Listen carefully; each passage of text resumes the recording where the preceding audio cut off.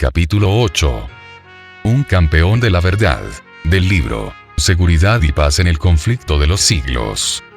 Un nuevo emperador, Carlos V, había ascendido al trono de Alemania, y los emisarios de Roma se apresuraron a presentarle sus plácemes, y procuraron que el monarca emplease su poder contra la reforma. Por otra parte, el elector de Sajonia, con quien Carlos tenía una gran deuda por su exaltación al trono, le rogó que no tomase medida alguna contra Lutero, sin antes haberle oído.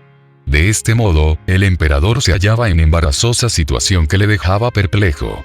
Los papistas no se darían por contentos, sino con un edicto imperial que sentenciase a muerte a Lutero. El elector había declarado terminantemente que ni su majestad imperial, ni otro ninguno había demostrado que los escritos de Lutero hubiesen sido refutados. Y por este motivo, pedía que el doctor Lutero, provisto de un salvoconducto, pudiese comparecer ante jueces sabios, piadosos e imparciales. Dauvigné, Lib. 6, Capitán I. La atención general se fijó en la reunión de los estados alemanes convocada en Worms a poco de haber sido elevado Carlos al trono. Varios asuntos políticos importantes tenían que ventilarse en dicha dieta, en que por primera vez los príncipes de Alemania iban a ver a su joven monarca presidir una asamblea deliberativa. De todas partes del imperio acudieron los altos dignatarios de la Iglesia y del Estado. Nobles hidalgos, señores de elevada jerarquía, poderosos y celosos de sus derechos hereditarios, representantes del alto clero que ostentaban su categoría y superioridad, palaciegos seguidos de sus guardas armados, y embajadores de tierras extrañas y lejanas, todos se juntaron en Worms. Con todo, el asunto que despertaba más interés en aquella vasta asamblea era la causa del reformador sajón. Carlos había encargado ya de antemano al elector que trajese a Lutero ante la dieta, asegurándole protección, y prometiendo disponer una discusión libre con gente competente para debatir los motivos de disidencia. Lutero por su parte ansiaba comparecer ante el monarca. Su salud por entonces no estaba muy buena. No obstante, escribió al elector: «Si no puedo ir a Worms bueno y sano, me haré llevar enfermo allá. Porque si el emperador me llama, no puedo dudar que sea un llamamiento de Dios. Si quieren usar de violencia contra mí, lo cual parece probable, puesto que no es para instruirse por lo que me hacen comparecer, lo confío todo en manos del Señor. Aún vive y reina el que conservó ilesos a los mancebos en la hornalla. Si no me quiere salvar, poco vale mi vida. Impidamos solamente que el evangelio sea expuesto al vilipendio de los impíos, y derramemos nuestra sangre por él, para que no triunfen. ¿Será acaso mi vida o mi muerte la que más contribuirá a la salvación de todos? Esperadlo todo de mí, menos la fuga y la retractación. Huir, no puedo, y retractarme, mucho menos. Id. Lib. 7, Capitán 1. La noticia de que Lutero comparecería ante la dieta circuló en Worms y despertó una agitación general. A Leandro, a quien, como legado del Papa, se le había confiado el asunto de una manera especial, se alarmó y enfureció. Preveía que el resultado sería desastroso para la causa del papado. Hacer investigaciones en un caso sobre el cual el Papa había dictado ya sentencia condenatoria, era tanto como discutir la autoridad del soberano pontífice. Además de esto, temía que los elocuentes y poderosos argumentos de este hombre apartasen de la causa del Papa a muchos de los príncipes. En consecuencia, insistió mucho cerca de Carlos en que Lutero no compareciese en Worms. Por este mismo tiempo se publicó la bula de excomunión contra Lutero, y esto, unido a las gestiones del legado, hizo ceder al emperador, quien escribió al elector diciéndole que si Lutero no quería retractarse debía quedarse en Wittenberg. No bastaba este triunfo para Leandro, el cual siguió intrigando para conseguir también la condenación de Lutero. Con una tenacidad digna de mejor causa, insistía en presentar al reformador a los príncipes, a los prelados y a varios miembros de la dieta, como sedicioso, rebelde, impío y blasfemo. Pero la vehemencia y la pasión de que daba pruebas el legado revelaban a las claras el espíritu de que estaba animado. Es la ira y el deseo de venganza lo que le excita, decían, y no el celo y la piedad. Y vid. La mayoría de los miembros de la dieta estaban más dispuestos que nunca a ver con benevolencia la causa del reformador y a inclinarse en su favor. Con redoblado celo insistió Alejandro cerca del emperador para que cumpliese su deber de ejecutar los edictos papales. Esto empero, según las leyes de Alemania, no podía hacerse sin el consentimiento de los príncipes, y Carlos V, no pudiendo resistir a las instancias del nuncio, le concedió que llevara el caso ante la Dieta. Fue este un día de orgullo para el nuncio. La asamblea era grande y el negocio era aún mayor. Alejandro iba a alegar en favor de Roma, madre y señora de todas las iglesias. Iba a defender al primado de San Pedro ante los principados de la cristiandad. Tenía el don de la elocuencia, y esta vez se elevó a la altura de la situación. Quiso la providencia que ante el tribunal más augusto Roma fuese defendida por el más hábil de sus oradores, antes de ser condenada. Willie, Lib. 6, Capitán 4. Los que amparaban la causa de Lutero preveían de antemano, no sin recelo, el efecto que produciría el discurso del legado. El elector de Sajonia no se hallaba presente, pero por indicación suya habían concurrido algunos de sus cancilleres para tomar nota del discurso de Alejandro. Con todo el poder de la instrucción y la elocuencia se propuso Alejandro derrocar la verdad. Arrojó contra Lutero cargo sobre cargo, acusándole de ser enemigo de la Iglesia y del Estado, de vivos y muertos, de clérigos y laicos, de concilios y cristianos en particular.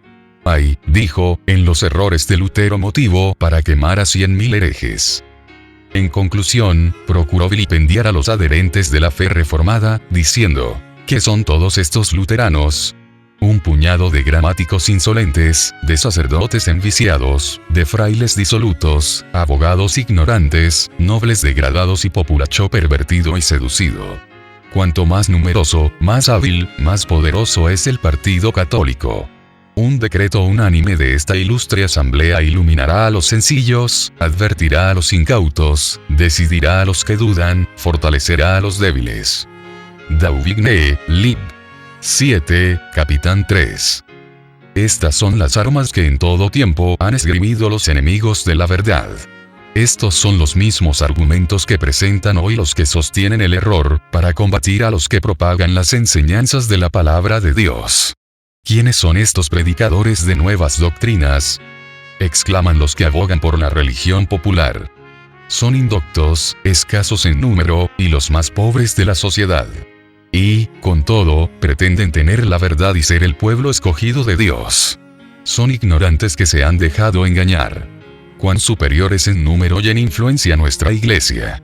Cuántos hombres grandes e ilustrados hay entre nosotros. Cuanto más grande es el poder que está de nuestra parte. Estos son los argumentos que más sacan a relucir y que parecen tener influencia en el mundo, pero que no son ahora de más peso que en los días del gran reformador. La reforma no terminó, como muchos lo creen, al concluir la vida de Lutero. Tiene aún que seguir hasta el fin del mundo. Lutero tuvo una gran obra que hacer, la de dar a conocer a otros la luz que Dios hiciera brillar en su corazón. Pero él no recibió toda la luz que iba a ser dada al mundo. Desde aquel tiempo hasta hoy y sin interrupción, nuevas luces han brillado sobre las Escrituras y nuevas verdades han sido dadas a conocer. Honda fue la impresión que produjo en la asamblea el discurso del legado. No hubo ningún Lutero para refutar los cargos del campeón papal con las verdades convincentes y sencillas de la palabra de Dios. Ningún esfuerzo se hizo para defender al reformador. Se manifestaba una disposición general no solo para condenarlo junto con las doctrinas que enseñaba, sino para arrancar de raíz la herejía. Roma había disfrutado de la oportunidad más favorable para defender su causa. Se había dicho todo cuanto pudiera decirse para justificarla. Pero aquella victoria aparente no fue sino la señal de la derrota. Desde aquel día el contraste entre la verdad y el error iba a resaltar más y más, porque la lucha entre ambos quedaba resueltamente empeñada. Nunca desde aquel momento iba a quedar Roma tan segura como antes lo estuviera. En tanto que la mayoría de los miembros de la Dieta no hubieran vacilado en entregar a Lutero a la venganza de Roma, no eran pocos los que echaban de ver con dolor la corrupción que prevalecía en la Iglesia, y deseaban que se concluyera con los abusos que sufría el pueblo alemán como consecuencia de la degradación e inmoralidad del clero. El legado había presentado al gobierno del Papa del modo más favorable. Pero entonces el Señor movió a uno de los miembros de la Dieta a que hiciese una verdadera exposición de los efectos de la tiranía papal. Con noble firmeza el duque Jorge de Sajonia se levantó ante aquella asamblea de príncipes y expuso con aterradora exactitud los engaños y las abominaciones del papado y sus fatales consecuencias. En conclusión, añadió: he aquí indicados algunos de los abusos de que acusan a Roma.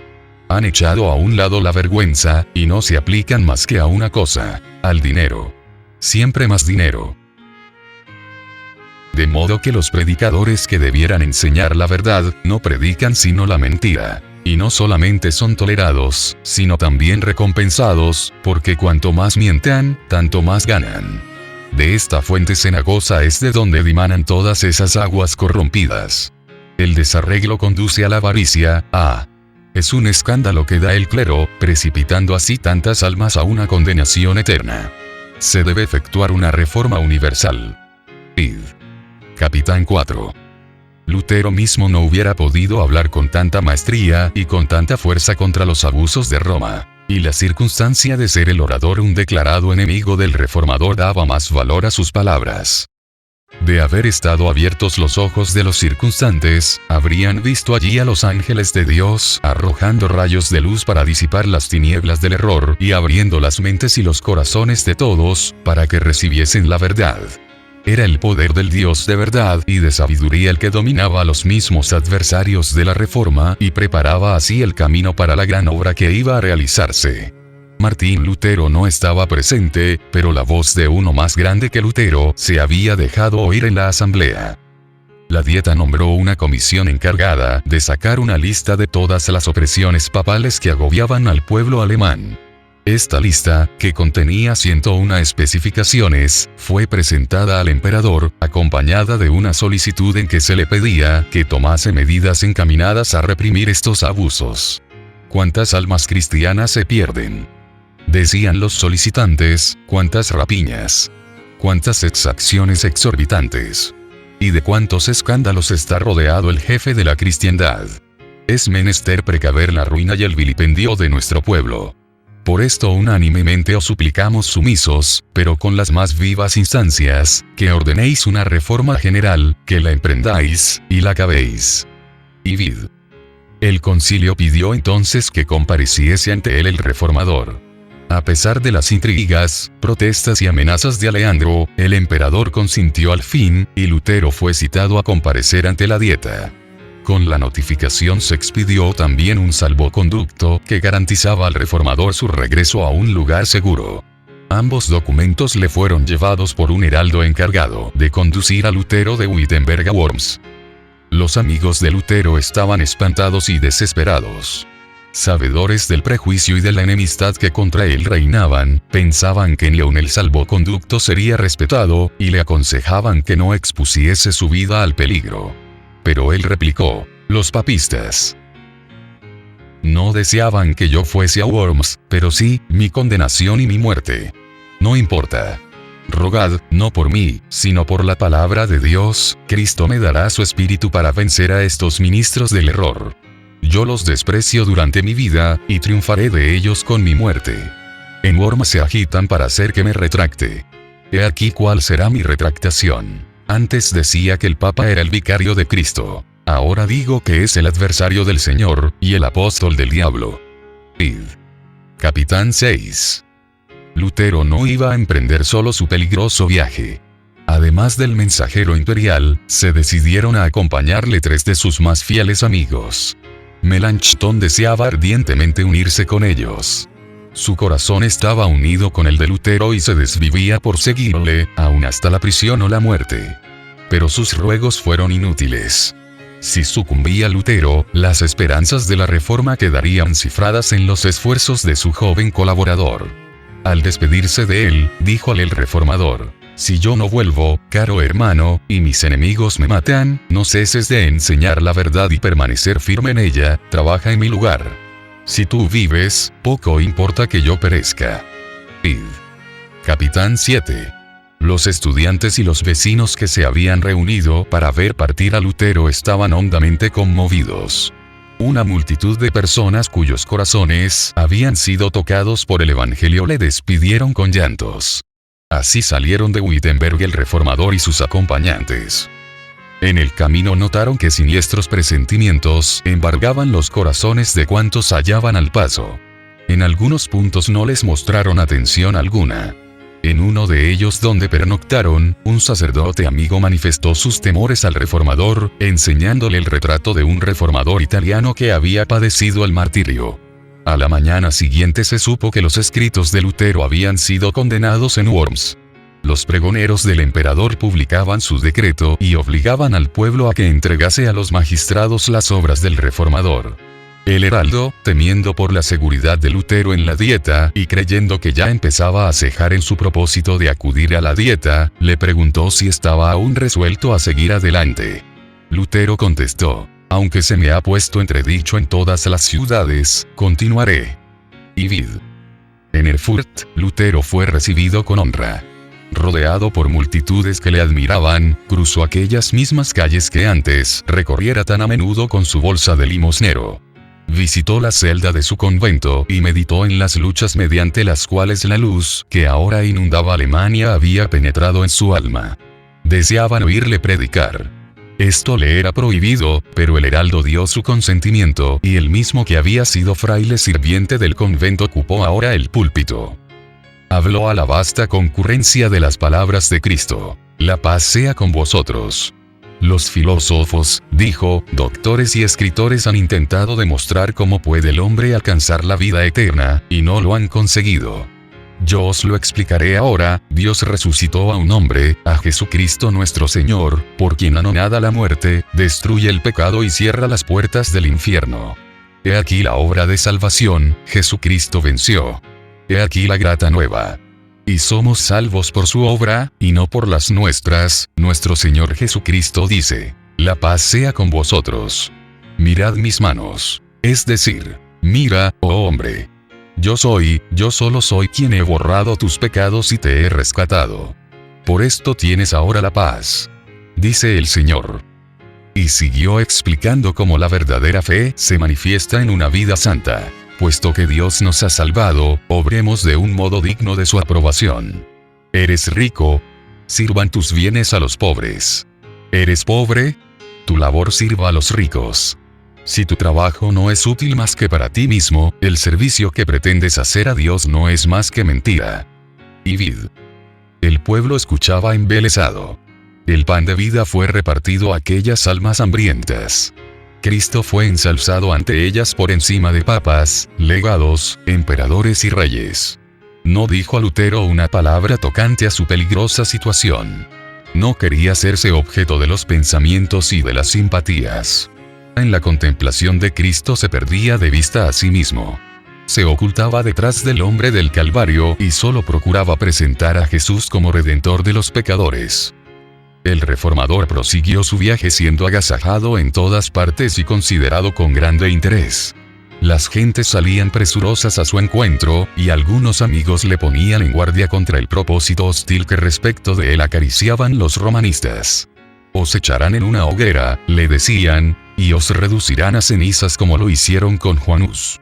Él contestaba: aun cuando encendiesen un fuego que se extendiera desde Worms hasta Wittenberg, y se elevara hasta el cielo, lo atravesaría en nombre del Señor. Compareceré ante ellos, entraré en la boca de ese behemoth, romperé sus dientes, y confesaré a nuestro Señor Jesucristo. Y vid. Al tener noticias de que se aproximaba a Worms, el pueblo se conmovió. Sus amigos temblaron recelando por su seguridad. Los enemigos temblaron porque desconfiaban del éxito de su causa. Se hicieron los últimos esfuerzos para disuadir a Lutero de entrar en la ciudad. Por instigación de los papistas se le instó a hospedarse en el castillo de un caballero amigo, en donde, se aseguraba, todas las dificultades podían arreglarse pacíficamente. Sus amigos se esforzaron por despertar temores en él, describiéndole los peligros que le amenazaban. Todos sus esfuerzos fracasaron. Lutero, sin inmutarse, dijo: aunque haya tantos diablos en Worms cuantas tejas hay en los techos, entraré allí. Lvid. Cuando llegó a Worms, una enorme muchedumbre se agolpó a las puertas de la ciudad para darle la bienvenida. No se había reunido un concurso tan grande para saludar la llegada del emperador mismo. La agitación era intensa, y de en medio del gentío se elevó una voz quejumbrosa que cantaba una endecha fúnebre, como tratando de avisar a Lutero de la suerte que le estaba reservada. «Dios será mi defensa», dijo él al apearse de su carruaje. Los papistas no creían que Lutero se atrevería a comparecer en Worms, y su llegada a la ciudad fue para ellos motivo de profunda consternación. El emperador citó inmediatamente a sus consejeros para acordar lo que debía hacerse. Uno de los obispos, fanático papista, dijo: «Mucho tiempo hace que nos hemos consultado sobre este asunto. Deshágase pronto de ese hombre vuestra majestad imperial. ¿No hizo quemar Segismundo a Juanus? Nadie está obligada a conceder ni a respetar un salvoconducto dado a un hereje». «No», dijo el emperador, «lo que uno ha prometido es menester cumplirlo». Id. Capitán 8. Se convino entonces en que el reformador sería oído. Todos ansiaban ver a aquel hombre tan notable, y en inmenso número se agolparon junto a la casa en donde se hospedaba. Hacía poco que Lutero se había repuesto de la enfermedad que poco antes le aquejara. Estaba debilitado por el viaje que había durado 2 semanas enteras. Debía prepararse para los animados acontecimientos del día siguiente y necesitaba quietud y reposo. Era tan grande la curiosidad que tenían todos por verlo, que no bien había descansado unas pocas horas, cuando llegaron a la posada de Lutero condes, varones, caballeros, hidalgos, eclesiásticos y ciudadanos que ansiaban ser recibidos por él. Entre estos visitantes se contaban algunos de aquellos nobles que con tanta bizarría pidieran al emperador que emprendiera una reforma de los abusos de la Iglesia, y que, decía Lutero, habían sido libertados por mi evangelio. Martin, Pag. 393. Todos, amigos como enemigos, venían a ver al monje indómito, que los recibía con inalterable serenidad y a todos contestaba con saber y dignidad.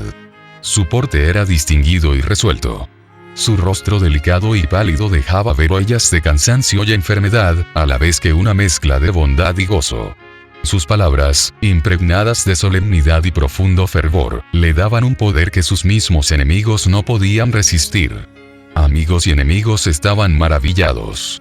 Algunos estaban convencidos de que le asistía una fuerza divina. Otros decían de él lo que los fariseos decían de Cristo: «Demonio tiene». Al día siguiente de su llegada, Lutero fue citado a comparecer ante la Dieta. Se nombró a un dignatario imperial para que lo condujese a la sala de audiencias, a la que llegaron no sin dificultad. Todas las calles estaban obstruidas por el gentío que se agolpaba en todas partes, curioso de conocer al monje que se había atrevido a resistir la autoridad del Papa. En el momento en que entraba en la presencia de sus jueces, un viejo general, héroe de muchas batallas, le dijo en tono bondadoso: «Frailecito, frailecito, haces frente a una empresa tan ardua, que ni yo ni otros capitanes hemos visto jamás tal en nuestros más sangrientos combates. Pero si tu causa es justa, y si estás convencido de ello, avanza en nombre de Dios, y nada temas. Dios no te abandonará». Dauvignelli. 7, Capitán 8. Abriéronse por fin ante él las puertas del concilio. El emperador ocupaba el trono, rodeado de los más ilustres personajes del imperio. Ningún hombre compareció jamás ante una asamblea tan imponente como aquella ante la cual compareció Martín Lutero para dar cuenta de su fe. Esta comparecencia era ya un manifiesto triunfo conseguido sobre el papismo. El Papa había condenado a este hombre, y él se hallaba ante un tribunal que se colocaba así sobre el Papa. El Papa le había puesto en entredicho y expulsado de toda sociedad humana, y sin embargo se le había convocado con términos honrosos, e introducido ante la más augusta asamblea del universo. El Papa le había impuesto silencio. Él iba a hablar delante de miles de oyentes reunidos de los países más remotos de la cristiandad. Una revolución sin límites se había cumplido así por medio de Lutero. Roma bajaba ya de su trono, y era la palabra de un fraile la que la hacía descender. Y vid. Al verse ante tan augusta asamblea, el reformador de humilde cuna pareció sentirse cohibido. Algunos de los príncipes, observando su emoción, se acercaron a él y uno de ellos le dijo al oído: «No temáis a aquellos que no pueden matar más que el cuerpo y que nada pueden contra el alma». Otro añadió también: Cuando os entregaren ante los reyes y los gobernadores, no penséis cómo que habéis de hablar. El Espíritu de vuestro Padre hablará por vosotros. Así fueron recordadas las palabras de Cristo por los grandes de la tierra para fortalecer al siervo fiel en la hora de la prueba. Lutero fue conducido hasta un lugar situado frente al trono del emperador. Un profundo silencio reinó en la numerosa asamblea.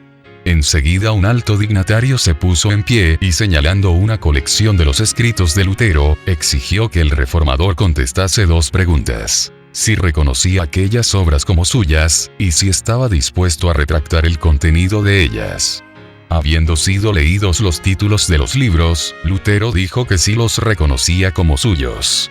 Tocante a la segunda pregunta, añadió, atendido que concierne a la fe y a la salvación de las almas, en la que se halla interesada la palabra de Dios, a saber el más grande y precioso tesoro que existe en los cielos y en la tierra, obraría yo imprudentemente si respondiera sin reflexión. Pudiera afirmar menos de lo que se me pide, o más de lo que exige la verdad, y hacerme así culpable contra esta palabra de Cristo. Cualquiera que me negare delante de los hombres, le negaré yo también delante de mi Padre que está en los cielos. S. Mateo 10:33. Por esta razón, suplico a su Majestad Imperial, con toda sumisión, se digne concederme tiempo, para que pueda yo responder sin manchar la palabra de Dios. Y vid. Lutero obró discretamente al hacer esta súplica. Sus palabras convencieron a la asamblea de que él no hablaba movido por pasión ni arrebato. Esta reserva, esta calma tan sorprendente en semejante hombre, acreció su fuerza, y le preparó para contestar más tarde con una sabiduría, una firmeza y una dignidad que iban a frustrar las esperanzas de sus adversarios y confundir su malicia y su orgullo. Al día siguiente debía comparecer de nuevo para dar su respuesta final. Por unos momentos, al verse frente a tantas fuerzas que hacían causa común contra la verdad, sintió desmayar su corazón. Flaqueaba su fe, sintióse presa del temor y horror. Los peligros se multiplicaban ante su vista y parecía que sus enemigos estaban cercanos al triunfo, y que las potestades de las tinieblas iban a prevalecer. Las nubes se amontonaban sobre su cabeza y le ocultaban la faz de Dios. Deseaba con ansia estar seguro de que el Señor de los ejércitos le ayudaría. Con el ánimo angustiado se postró en el suelo, y con gritos entrecortados que solo Dios podía comprender, exclamó: Dios Todopoderoso, Dios Eterno, cuán terrible es el mundo. Cómo abre la boca para tragarme. Y qué débil es la confianza que tengo en ti. Si debo confiar en lo que es poderoso según el mundo, estoy perdido. Está tomada la última resolución, y está pronunciada la sentencia. Oh Dios mío, asísteme contra toda la sabiduría del mundo. Hazlo. Tú solo. Porque no es obra mía sino tuya. Nada tengo que hacer aquí, nada tengo que combatir contra estos grandes del mundo. Mas es tuya la causa, y ella es justa y eterna. Oh Señor, sé mi ayuda. Dios fiel, Dios inmutable. No confío en ningún hombre, pues sería en vano. Por cuanto todo lo que procede del hombre fallece, me elegiste para esta empresa, permanece a mi lado en nombre de tu Hijo muy amado, Jesucristo, el cual es mi defensa, mi escudo y mi fortaleza. Y vid. Una sabia providencia permitió a Lutero apreciar debidamente el peligro que le amenazaba, para que no confiase en su propia fuerza y se arrojase al peligro con temeridad y presunción. Sin embargo, no era el temor del dolor corporal, ni de las terribles torturas que le amenazaban, ni la misma muerte que parecía tan cercana, lo que le abrumaba y le llenaba de terror. Había llegado al momento crítico y no se sentía capaz de hacerle frente. Temía que por su debilidad la causa de la verdad se malograra. No suplicaba a Dios por su propia seguridad, sino por el triunfo del Evangelio. La angustia que sintiera Israel en aquella lucha nocturna, que sostuviera a orillas del arroyo solitario, era la que él sentía en su alma. Y lo mismo que Israel, Lutero prevaleció con Dios. En su desamparo su fe se cifró en Cristo el poderoso libertador. Sintióse fortalecido con la plena seguridad de que no comparecería solo ante el concilio. La paz volvió a su alma e inundóse de gozo su corazón al pensar que iba a ensalzar a Cristo ante los gobernantes de la nación. Con el ánimo puesto en Dios se preparó Lutero para la lucha que le aguardaba. Meditó un plan de defensa, examinó pasajes de sus propios escritos y sacó pruebas de las Santas Escrituras para sustentar sus proposiciones. Luego, colocando la mano izquierda sobre la Biblia que estaba abierta delante de él, alzó la diestra hacia el cielo y juró permanecer fiel al Evangelio y confesar libremente su fe, aunque tuviese que sellar su confesión con su sangre. Y vid. Cuando fue llevado nuevamente ante la dieta, no revelaba su semblante sombra alguna de temor ni de cortedad. Sereno y manso, a la vez que valiente y digno, presentóse como testigo de Dios entre los poderosos de la tierra. El canciller le exigió que dijese si se retractaba de sus doctrinas.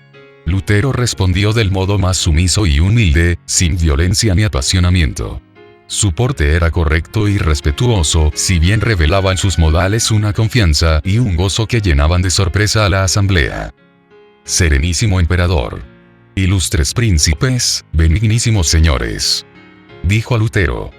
Comparezco humildemente hoy ante vosotros, según la orden que se me comunicó ayer, suplicando por la misericordia de Dios, a vuestra majestad y a vuestras augustas altezas, se dignen escuchar bondadosamente la defensa de una causa acerca de la cual tengo la convicción que es justa y verdadera. Si falto por ignorancia a los usos y conveniencias de las cortes, perdonádmelo, pues no he sido educado en los palacios de los reyes, sino en la obscuridad del claustro. Y vid.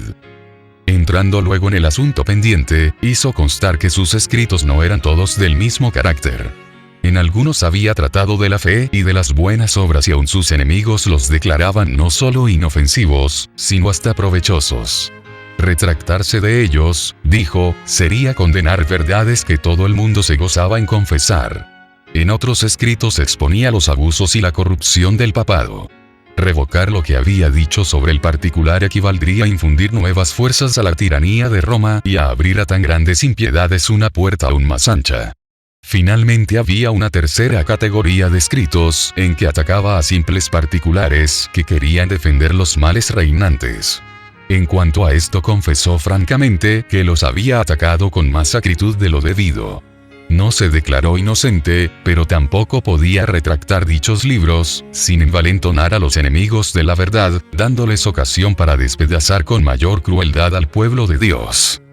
Sin embargo, añadió, soy un simple hombre, y no Dios. Por consiguiente, me defenderé como lo hizo Jesucristo al decir, si he hablado mal, dadme testimonio del mal. Os conjuro por el Dios de las misericordias, a vos, serenísimo emperador, y a vosotros, ilustres príncipes, y a todos los demás, de alta o baja graduación, a que me probéis, por los escritos de los profetas y de los apóstoles, que he errado. Así que me hayáis convencido, retractaré todos mis errores y seré el primero en echar mano de mis escritos para arrojarlos a las llamas. Lo que acabo de decir muestra claramente que he considerado y pesado bien los peligros a que me expongo. Pero lejos de acobardarme, es para mí motivo de gozo ver que el Evangelio es hoy día lo que antes, una causa de disturbio y de discordia. Este es el carácter y el destino de la palabra de Dios. No vine a traeros paz, sino guerra, dijo Jesucristo. Dios es admirable y terrible en sus juicios. Temamos que, al pretender reprimir las discordias, persigamos la palabra de Dios, y hagamos caer sobre nosotros un diluvio de irresistibles peligros, desastres presentes y desolaciones eternas. Yo pudiera citar ejemplos sacados de la Sagrada Escritura, y hablaros de Faraón, de los reyes de Babilonia y de los de Israel, quienes jamás obraron con más eficacia para su ruina, que cuando por consejos en apariencia muy sabios, pensaban consolidar su imperio. Dios remueve las montañas y las derriba antes que lo perciban, y vid. Lutero había hablado en alemán. Se le pidió que repitiera su discurso en latín. Y aunque rendido por el primer esfuerzo, hizo lo que se le pedía y repitió su discurso en latín, con la misma energía y claridad que la primera vez. La providencia de Dios dirigió este asunto. La mente de muchos de los príncipes estaba tan cegada por el error y la superstición que la primera vez no apreciaron la fuerza de los argumentos de Lutero. Pero al repetirlos el orador pudieron darse mejor cuenta de los puntos desarrollados por él. Aquellos que cerraban obstinadamente los ojos para no ver la luz, resueltos ya a no aceptar la verdad, se llenaron de ira al oír las poderosas palabras de Lutero. Tan luego como hubo dejado de hablar, el que tenía que contestar en nombre de la Dieta le dijo con indignación: «No habéis respondido a la pregunta que se os ha hecho, se exige de vos una respuesta clara y precisa. ¿Queréis retractaros, sí o no?».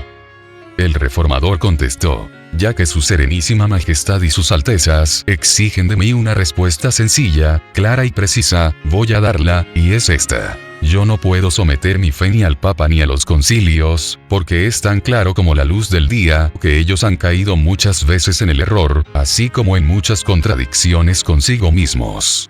Por lo cual, si no se me convence con testimonios bíblicos, o con razones evidentes, y si no se me persuade con los mismos textos que yo he citado, y si no sujetan mi conciencia a la palabra de Dios, yo no puedo ni quiero retractar nada, por no ser digno de un cristiano hablar contra su conciencia. Heme aquí, no me es dable hacerlo de otro modo. Que Dios me ayude. Amén. Y vid. Así se mantuvo este hombre recto en el firme fundamento de la palabra de Dios. La luz del cielo iluminaba su rostro. La grandeza y pureza de su carácter, el gozo y la paz de su corazón eran manifiestos a todos los que le oían dar su testimonio contra el error, y veían en él esa fe que vence al mundo. La asamblea entera quedó un rato muda de asombro. La primera vez había hablado Lutero en tono respetuoso y bajo, en actitud casi sumisa. Los romanistas habían interpretado todo esto como prueba evidente de que el valor empezaba a faltarle.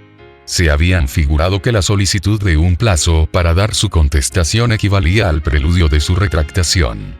Carlos mismo, al notar no sin desprecio el hábito raído del fraile, su actitud tan llana, la sencillez de su oración, había exclamado: «Por cierto, no será este monje el que me convierta en hereje». Empero el valor y la energía que esta vez desplegará, así como la fuerza y la claridad de sus argumentaciones, los dejaron a todos sorprendidos. El emperador, lleno de admiración, exclamó entonces: «El fraile habla con un corazón intrépido y con inmutable valor». Muchos de los príncipes alemanes veían con orgullo y satisfacción a este representante de su raza. Los partidarios de Roma estaban derrotados. Su causa ofrecía un aspecto muy desfavorable. Procuraron conservar su poderío, no por medio de las escrituras, sino apelando a las amenazas, como lo hace siempre Roma en semejantes casos. El orador de la Dieta dijo: «Si no te retractas, el emperador y los estados del imperio verán lo que debe hacerse con un hereje obstinado». Los amigos de Lutero, que habían oído su noble defensa, poseídos de sincero regocijo, temblaron al oír las palabras del orador oficial. Pero el doctor mismo, con toda calma, repuso: «Dios me ayude. Porque de nada puedo retractarme». Y vid. Se indicó a Lutero que se retirase mientras los príncipes deliberaban. Todos se daban cuenta de que era un momento de gran crisis. La persistente negativa de Lutero a someterse podía afectar la historia de la Iglesia por muchos siglos. Se acordó darle otra oportunidad para retractarse. Por última vez le hicieron entrar de nuevo en la sala. Se le volvió a preguntar si renunciaba a sus doctrinas. Contestó: «No tengo otra respuesta que dar que la que he dado». Era ya bien claro y evidente que no podrían inducirle a ceder, ni de grado ni por fuerza, a las exigencias de Roma. Los caudillos papales estaban acongojados porque su poder, que había hecho temblar a los reyes y a los nobles, era así despreciado por un pobre monje, y se propusieron hacerle sentir su ira, entregándole al tormento. Pero, reconociendo Lutero el peligro que corría, había hablado a todos con dignidad y serenidad cristiana.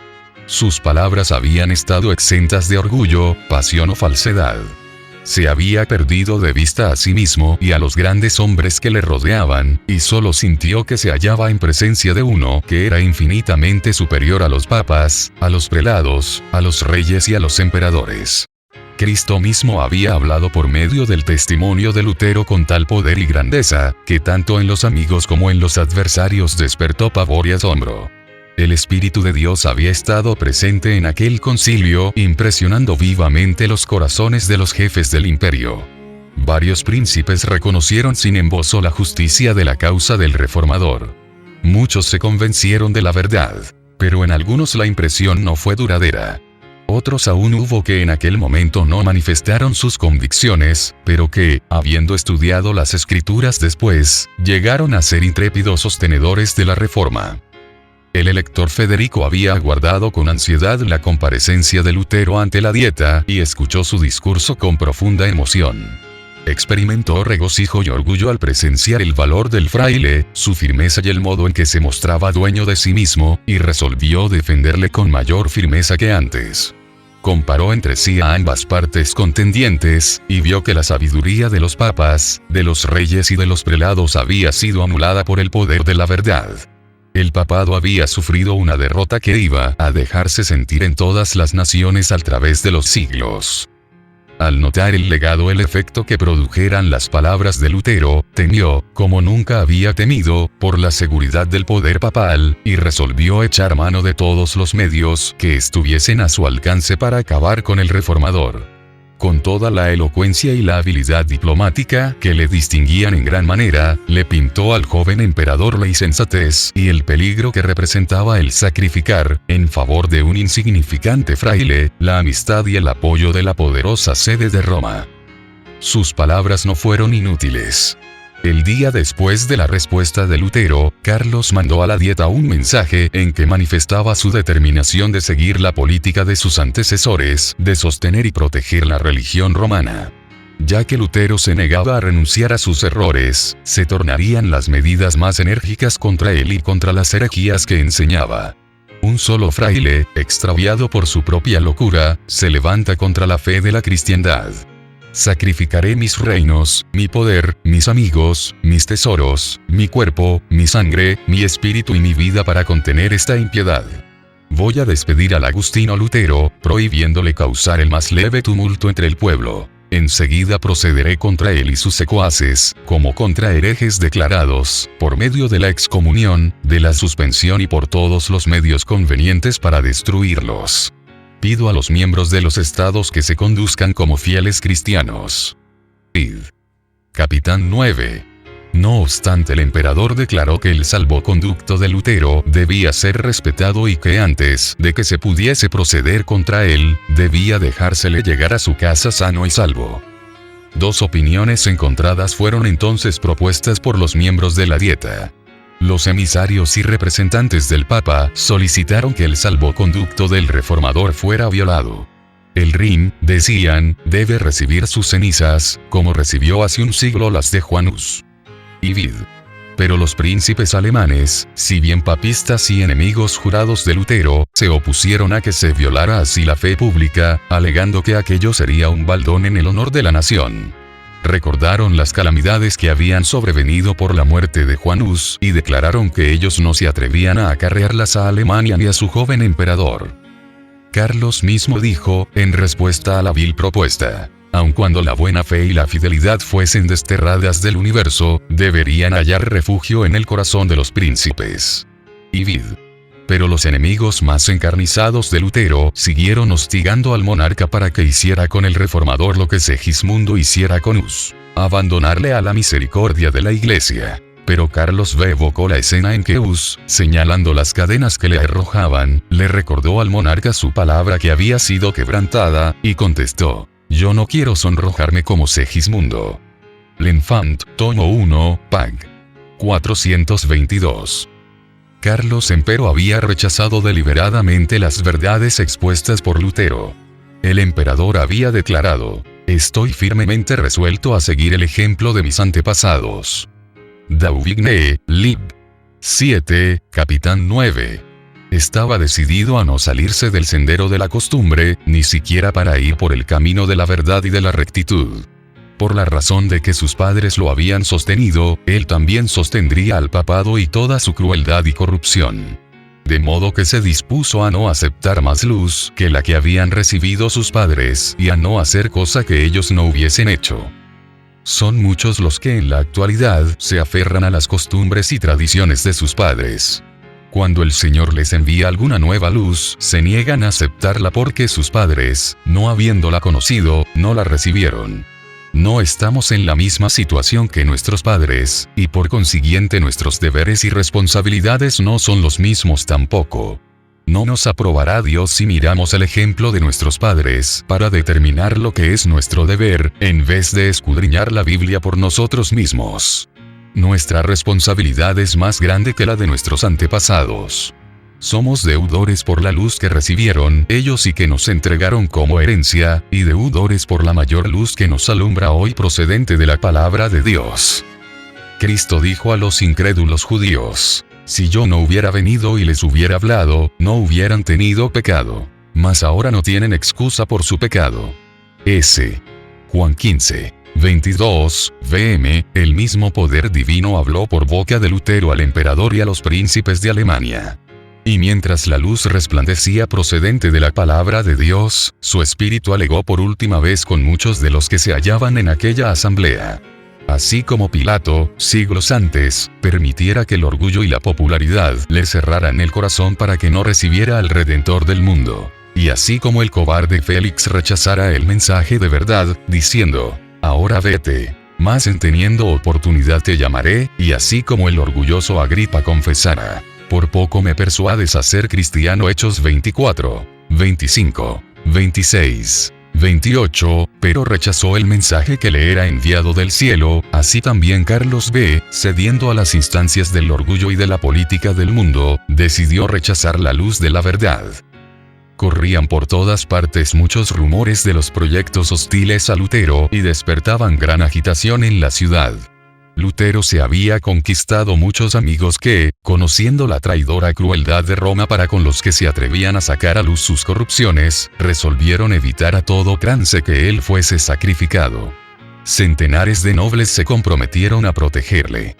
No pocos denunciaban públicamente el mensaje imperial como prueba evidente de humillante sumisión al poder de Roma.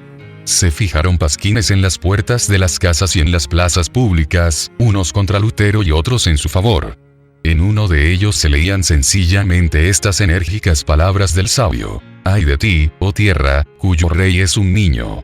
Eclesiastés 10. 16, vm, el entusiasmo que el pueblo manifestaba en favor de Lutero en todas partes del imperio, dio a conocer a Carlos y a la Dieta que si se cometía una injusticia contra él bien podrían quedar comprometidas la paz del imperio y la estabilidad del trono. Federico de Sajonia observó una bien estudiada reserva, ocultando cuidadosamente sus verdaderos sentimientos para con el reformador, y al mismo tiempo lo custodiaba con incansable vigilancia, observando todos sus movimientos y los de sus adversarios. Pero había muchos que no se cuidaban de ocultar su simpatía hacia Lutero. Era este visitado por príncipes, condes, varones y otras personas de distinción, clérigos y laicos. El pequeño cuarto del doctor, escribía Spalatino, no podía contener a todos los que acudían a verle. Martín, tomo 1, pag. 404. El pueblo le miraba como si fuese algo más que humano. Y aun los que no creían en sus enseñanzas, no podían menos que admirar en él la sublime integridad que le hacía desafiar la muerte antes que violar los dictados de su conciencia. Se hicieron esfuerzos supremos para conseguir que Lutero consintiera en transigir con Roma. Príncipes y nobles le manifestaron que, si persistía en sostener sus opiniones contra la Iglesia y los concilios, pronto se le desterraría del imperio y entonces nadie le defendería. A esto respondió el reformador: el Evangelio de Cristo no puede ser predicado sin escándalo. ¿Cómo es posible que el temor o aprensión de los peligros me desprenda del Señor y de su palabra divina, que es la única verdad? No, antes daré mi cuerpo, mi sangre y mi vida. Dauvigné, Lib. 7, Capitán 10. Se le instó nuevamente a someterse al juicio del emperador, pues entonces no tendría nada que temer. Consiento de veras, dijo, en que el emperador, los príncipes y aun los más humildes cristianos, examinen y juzguen mis libros, pero bajo la condición de que tomarán por norma la Sagrada Escritura. Los hombres no tienen más que someterse a ella. Mi conciencia depende de ella, y soy esclavo de su observancia. Vid. En respuesta a otra instancia, dijo: consiento en renunciar al salvoconducto. Abandono mi persona y mi vida entre las manos del emperador, pero la palabra de Dios, nunca. Vid. Expresó que estaba dispuesto a someterse al fallo de un concilio general, pero con la condición expresa de que el concilio juzgara según las Escrituras. En lo que se refiere a la palabra de Dios y a la fe, añadió, cada cristiano es tan buen juez como el mismo Papa secundado por 1.000.000 de concilios. Martín, tomo 1, pag. 410. Finalmente, los amigos y los enemigos de Lutero se convencieron de que todo esfuerzo encaminado a una reconciliación sería inútil. Si el reformador hubiera cedido en un solo punto, Satanás y sus ejércitos habrían ganado la victoria. Pero la inquebrantable firmeza de él fue el medio de emancipar a la Iglesia y de iniciar una era nueva y mejor. La influencia de este solo hombre que se atrevió a pensar y a obrar por sí mismo en materia de religión, iba a afectar a la Iglesia y al mundo, no solo en aquellos días sino en todas las generaciones futuras. Su fidelidad y su firmeza fortalecerían la resolución de todos aquellos que, al través de los tiempos, pasarán por experiencia semejante. El poder y la majestad de Dios prevalecieron sobre los consejos de los hombres y sobre el gran poder de Satanás. Pronto recibió Lutero orden del emperador de volver al lugar de su residencia, y comprendió que aquello era un síntoma precursor de su condenación. Nubes amenazantes se cernían sobre su camino, pero, al salir de Worms, su corazón rebosaba de alegría y de alabanza. El mismo diablo, dijo él, custodiaba la ciudadela del Papa. Mas Cristo abrió en ella una ancha brecha y Satanás vencido se vio precisado a confesar que el Señor es más poderoso que él. Dauvigne, Lib. 7, Capitán I. Después de su partida, deseoso aún de manifestar que su firmeza no había que tomarla por rebelión, escribió Lutero al emperador, diciendo entre otras cosas: Dios, que es el que lee en el interior de los corazones, me es testigo de que estoy pronto a obedecer con diligencia a vuestra majestad, así en lo próspero como en lo adverso, ya por la vida, ya por la muerte, exceptuando solo la palabra de Dios por la que el hombre existe. En todas las cosas relativas al tiempo presente, mi fidelidad será perenne, puesto que en la tierra ganar o perder son cosas indiferentes a la salvación. Pero Dios prohíbe que, en las cosas concernientes a los bienes eternos, el hombre se someta al hombre. En el mundo espiritual la sumisión es un culto verdadero que no debe rendirse sino al Creador. Y vid. En su viaje de regreso fue recibido en los pueblos del tránsito con más agasajos que los que se le tributaran al ir a Worms. Príncipes de la iglesia daban la bienvenida al excomulgado monje, y gobernantes civiles tributaban honores al hombre a quien el monarca había despreciado. Se le instó a que predicase, y a despecho de la prohibición imperial volvió a ocupar el púlpito. Dijo: nunca me comprometí a encadenar la palabra de Dios, y nunca lo haré. Martín, tomo 1, pag. 420. No hacía mucho que el reformador dejara a Worms cuando los papistas consiguieron que el emperador expidiera contra él un edicto en el cual se le denunciaba como el mismo Satanás bajo la figura humana y envuelto con hábito de fraile. Dauvigne, Lib. 7, Capitán I. Se ordenaba que tan pronto como dejara de ser valedero su salvoconducto, se tomaran medidas para detener su obra. Se prohibía guarecerle, suministrarle alimento, bebida o socorro alguno, con obras o palabras, en público o en privado. Debía apresársele en cualquier parte donde se le hallara y entregársele a las autoridades. Sus adeptos debían ser encarcelados también y sus bienes confiscados. Los escritos todos de Lutero debían ser destruidos y, finalmente, cualquiera que osara obrar en contradicción con el decreto quedaba incluido en las condenaciones del mismo. El elector de Sajonia y los príncipes más adictos a Lutero habían salido ya de Worms, y el decreto del emperador recibió la sanción de la dieta. Los romanistas no cabían de gozo. Consideraban que la suerte de la reforma estaba ya sellada. Pero Dios había provisto un medio de escape para su siervo en aquella hora de peligro. Un ojo vigilante había seguido los movimientos de Lutero y un corazón sincero y noble se había resuelto a ponerle a salvo. Fácil era echar de ver que Roma no había de quedar satisfecha sino con la muerte del reformador, y solo ocultándose podía burlar las garras del león. Dios dio sabiduría a Federico de Sajonia para idear un plan que salvara la vida de Lutero. Ayudado por varios amigos verdaderos se llevó a cabo el propósito del elector, y Lutero fue efectivamente sustraído a la vista de amigos y enemigos. Mientras regresaba a su residencia, se vio rodeado de repente, separado de sus acompañantes y llevado por fuerza a través de los bosques al castillo de Wartburg, fortaleza que se alzaba sobre una montaña aislada. Tanto su secuestro como su escondite fueron rodeados de tanto misterio, que Federico mismo por mucho tiempo no supo dónde se hallaba el reformador. Esta ignorancia tenía un propósito, pues mientras el elector no conociera el paradero del reformador, no podía revelar nada. Se aseguró de que Lutero estuviera protegido, y esto le bastaba. Pasaron así la primavera, el verano y el otoño, y llegó el invierno, y Lutero seguía aún secuestrado. Ya exultaban Aleandro y sus partidarios al considerar casi apagada la luz del Evangelio. Pero, en vez de ser esto así, el reformador estaba llenando su lámpara en los almacenes de la verdad y su luz iba a brillar con deslumbrantes fulgores. En la amigable seguridad que disfrutaba en la Wartburg, congratulábase Lutero por haber sido sustraído por algún tiempo al calor y al alboroto del combate. Pero no podía encontrar satisfacción en prolongado descanso. Acostumbrado a la vida activa y al rudo combate, no podía quedar mucho tiempo ocioso. En aquellos días de soledad, tenía siempre presente la situación de la iglesia, y exclamaba desesperado: ¡ay! Y que no haya nadie en este último día de su ira, que quede en pie delante del Señor como un muro, para salvar a Israel. Id.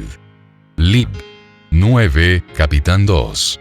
También pensaba en sí mismo y tenía miedo de ser tachado de cobardía por haber huido de la lucha. Se reprochaba su indolencia y la indulgencia con que se trataba a sí mismo. Y no obstante esto, estaba haciendo diariamente más de lo que hubiera podido hacer un hombre solo. Su pluma no permanecía nunca ociosa. En el momento en que sus enemigos se lisonjeaban de haberle acallado, los asombraron y confundieron las pruebas tangibles de su actividad. Un sinnúmero de tratados, provenientes de su pluma, circulaban por toda Alemania. También prestó entonces valioso servicio a sus compatriotas al traducir al alemán el Nuevo Testamento.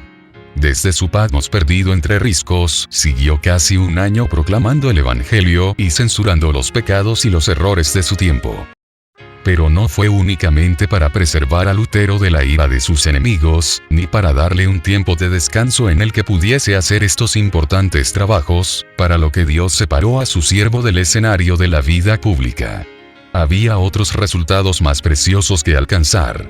En el descanso y en la obscuridad de su montaña solitaria, quedó Lutero sin auxilio humano y fuera del alcance de las alabanzas y de la admiración de los hombres. Así fue salvado del orgullo y de la confianza en sí mismo, que a menudo son frutos del éxito. Por medio del sufrimiento y de la humillación, fue preparado para andar con firmeza en las vertiginosas alturas a donde había sido llevado de repente. A la vez que los hombres se regocijan en la libertad que les da el conocimiento de la verdad, se sienten inclinados a ensalzar a aquellos de quienes Dios se ha valido para romper las cadenas de la superstición y del error. Satanás procura distraer de Dios los pensamientos y los afectos de los hombres y hacer que se fijen en los agentes humanos. Induce a los hombres a dar honra al mero instrumento, ocultándole la mano que dirige todos los sucesos de la providencia. Con demasiada frecuencia acontece que los maestros religiosos así alabados y reverenciados, pierden de vista su dependencia de Dios y sin sentirlo empiezan a confiar en sí mismos. Resulta entonces que quieren gobernar el espíritu y la conciencia del pueblo, el cual está dispuesto a considerarlos como guías en vez de mirar a la palabra de Dios. La obra de reforma ve así frenada su marcha por el espíritu que domina a los que la sostienen. Dios quiso evitar este peligro a la reforma. Quiso que esa obra recibiese, no la marca de los hombres, sino la impresión de Dios. Los ojos de los hombres estaban fijos en Lutero como en el expositor de la verdad, pero él fue arrebatado de en medio de ellos para que todas las miradas se dirigieran al eterno autor de la verdad.